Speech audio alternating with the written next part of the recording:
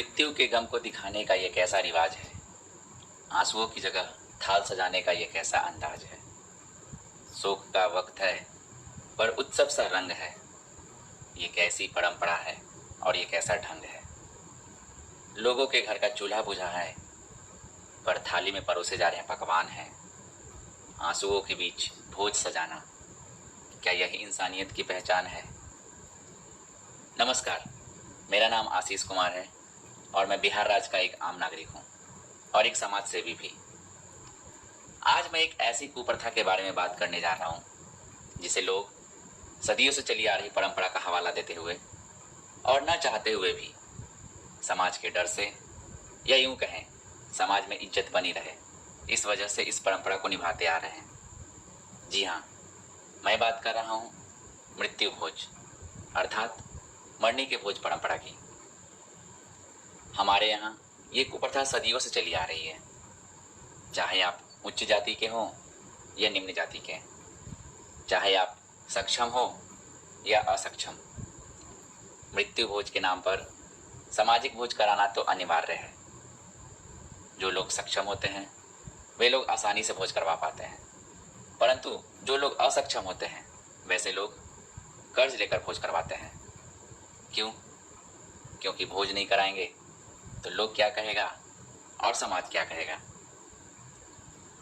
लोग अमीर हो या गरीब, घर में किसी बुजुर्ग की मृत्यु हो जाए या फिर किसी जवान बेटे या बेटी की, फिर चाहे घर चलाने वाले पिता या माता की ही मृत्यु क्यों न हो जाए, घर के बच्चे बिन माँ बाप के ही क्यों न हो जाएं, मृत्यु के बाद उनके परिवार वालों को भोज तो कराना ही होगा। क्यों? अगर भोज नहीं कराया तो लोग क्या कहेंगे और समाज क्या कहेगा। मेरा बस लोगों से इतना ही सवाल है कि क्या इस कुप्रथा और परंपरा में समय के अनुसार परिवर्तन संभव नहीं? क्या दुख की घड़ी में भी भोज कराना उचित है? क्या हमारे और आपके भोज में शामिल होने से मृतक की आत्मा को शांति मिल जाएगी?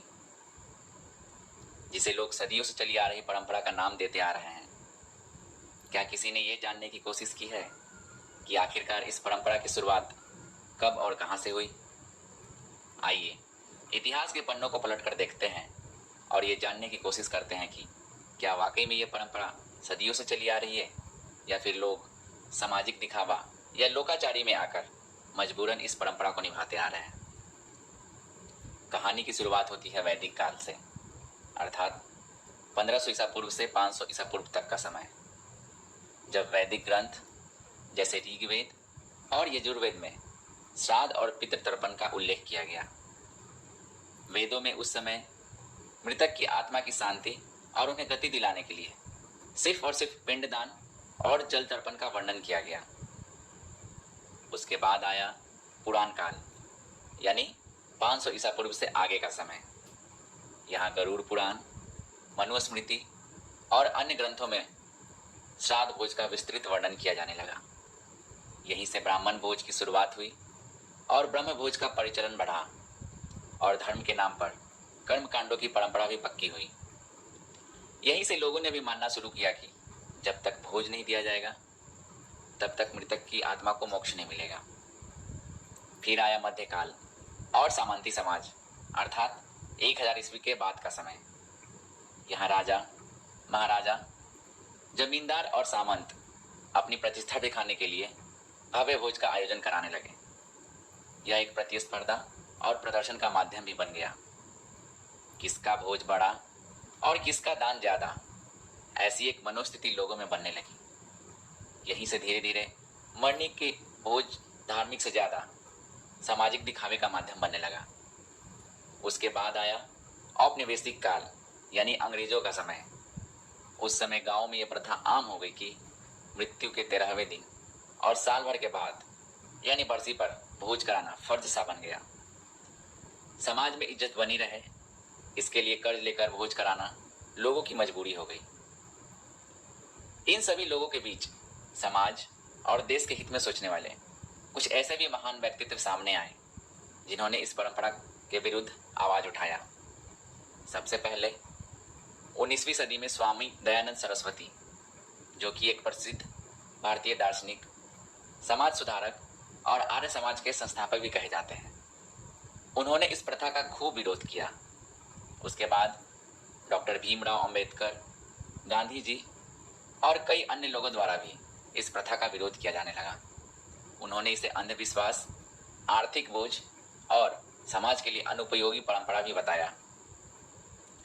कुल मिलाकर देखा जाए तो मरनी के भोज की शुरुआत धार्मिक भावना से हुई, लेकिन समय के साथ साथ यह सामाजिक दबाव, धार्मिक शोषण और धीरे धीरे यह परंपरा से ज्यादा दिखावे का माध्यम कब बन गया, यह लोगों को पता ही नहीं चला। कई सालों से बहुत से लोग इस कुप्रथा का विरोध करते आ रहे हैं, फिर भी इस कुप्रथा के खिलाफ आवाज उठाने में हमें डर लगता है। क्यों? क्योंकि समाज के साथ साथ हमारी भी यही मानसिकता बन गई है कि सदियों से चली आ रही इस परंपरा को कैसे बंद किया जा सकता है। इसलिए आज जरूरत है हमें इस परंपरा को समझदारी से देखने, समझने और लोगों की स्थिति को देखते हुए इसमें जरूरत अनुसार कुछ बदलाव करने की, और बदलाव ऐसा जिससे लोगों की आस्था को बिना ठेस पहुंचाए मृतक की आत्मा की शांति के लिए वेदों में कहे अनुसार उनके परिवार द्वारा बिना किसी सामाजिक दबाव के श्राद्ध कार्यक्रम करने की स्वतंत्रता दी जाए। समाज में ऐसा बदलाव हो, शायद इसलिए अब बहुत से लोग ये मानने लगे हैं कि वास्तव में ये मृत्यु भोज परंपरा बंद होनी चाहिए और लोगों को मृत्यु भोज में शामिल नहीं होना चाहिए। शायद इसी वजह से आज समाज में बहुत से ऐसे लोग हैं जो मृत्यु भोज में शामिल होते तो हैं, परंतु वहां भोज खाने की इच्छा से नहीं, बल्कि उनके घर का निमंत्रण पूरा करने की इच्छा से।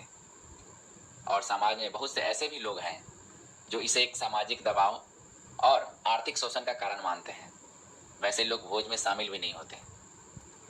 पर जो लोग भोज में शामिल नहीं होते हैं, वैसे लोगों से मुझे बस इतना ही जानना है कि ऐसे दुख की स्थिति से कभी न कभी आपका परिवार भी गुजरेगा, क्योंकि मृत्यु तो एक न एक दिन सभी को आना है।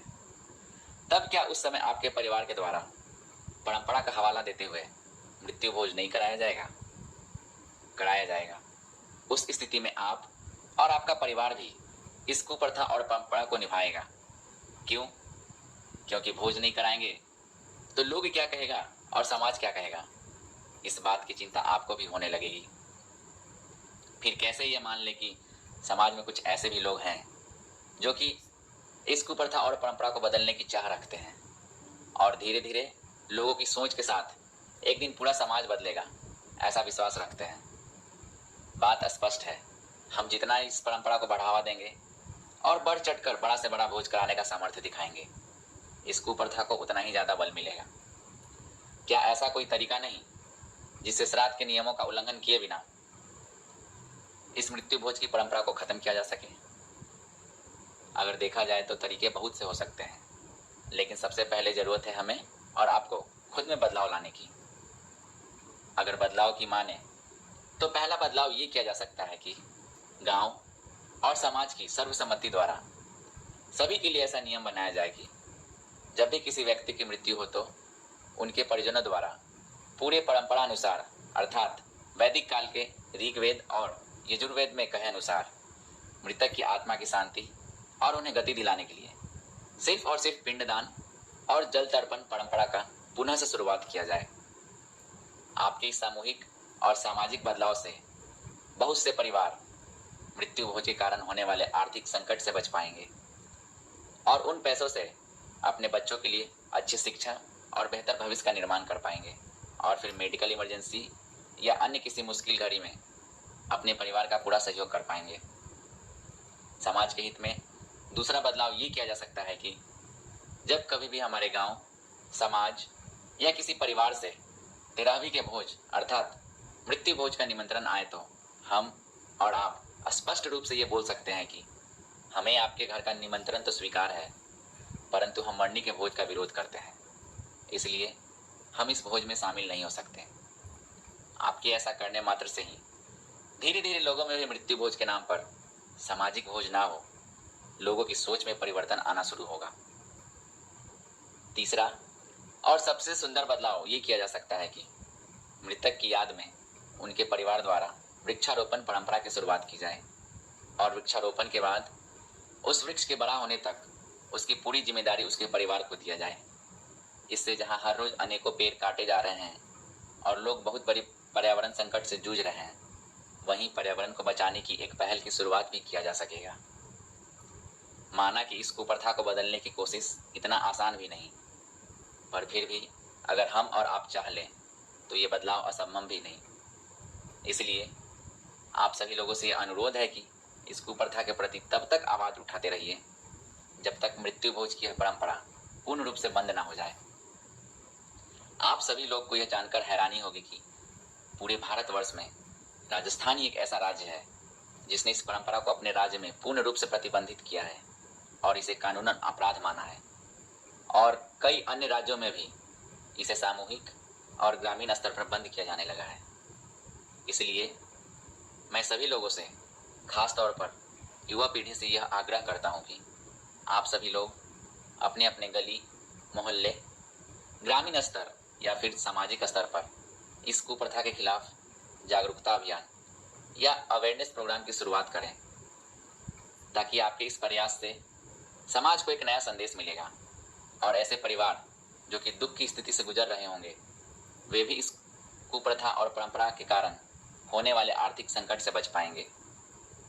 और अंततः जाते जाते मैं बिहार सरकार और अन्य राज्यों से भी, जिन राज्यों में आज भी इस कुप्रथा का परिचालन हो रहा है, उनसे और उनकी सरकार से यह आग्रह करता हूं कि मृत्यु भोज के नाम पर होने वाले इस सामाजिक भोज को कानूनन अपराध मानते हुए इसे अपने अपने राज्यों में पूर्ण रूप से प्रतिबंधित कर लोगों को जागरूक करने का काम करें।